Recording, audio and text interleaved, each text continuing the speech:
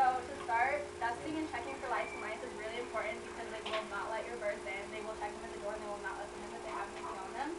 So to start, I usually check my birds, and this includes, like, you don't have to check, if you have like 30 birds, you don't have to check all of them, just check the majority of them. You're going to want to check them about a month before a pair starts. And you're going to do this, you're going to look around the vent area, under the wings, and then around the neck. And I always put lice here, the lice powder when I do this. But to check them, you're just going to want to move their feathers aside. You're going to want to look for any movement and any small round balls at the base. Those are going to be like eggs. And you're just going to blow on it lightly. And if you see any movement, then they definitely have something there.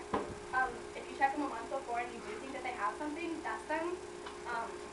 And then 7 to 10 days later, dust them again and check them. And then another 7 to 10 days later, you're going to want to check them again. If they don't have any, they're fine. If you do find some on them, just make sure that you clean out all the bedding and put lice and stuff there too, just so that you kill anything that's in there. And then any like lice powder you can just get at Murdoch, Jack, anything like that.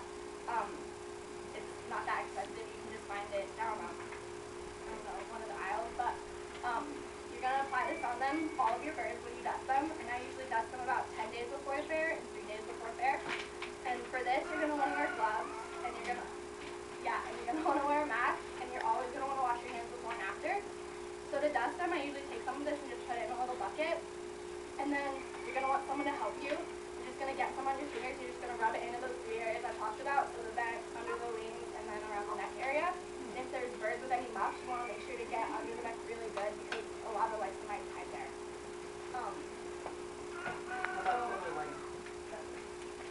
I've never found any on feather legs, but if you do find some, make sure that you do their legs. Also, you can have something called scaly leg mites, and for that, their legs are going to be really inflamed and red because there's going to be mites down in their scales. So you're going to want to make sure to get some Vaseline and just douse them in that on their legs, and it'll just have to get them out. And also with feather leg birds and like Polish who are crested, or if they're Americanas and they have muffs, that's where mites like to hide as well, or lice.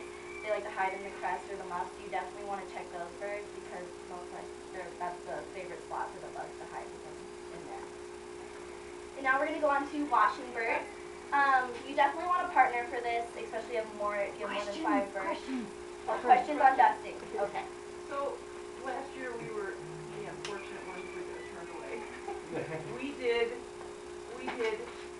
everything that you can think of to keep birds from having bugs, and we used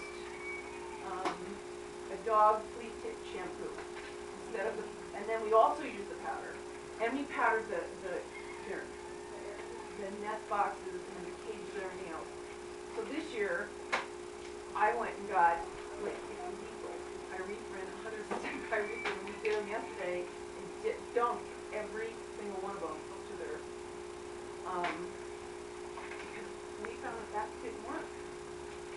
Pyrethrin is one of the main dusts that they have out there for poultry. Right. And it's a derivative of a daisy. So it seems to work real well. I agree. By you going that way, that the pyrethrin is going to take care of that. So just to remind everyone that you should got from your M2A, your quality assurance, there are drugs that are passed from the, even if it's given topically, that are passed from the poultry into their eggs, right. And you don't want to be eating those eggs. Right. That's called a withdrawal coverage.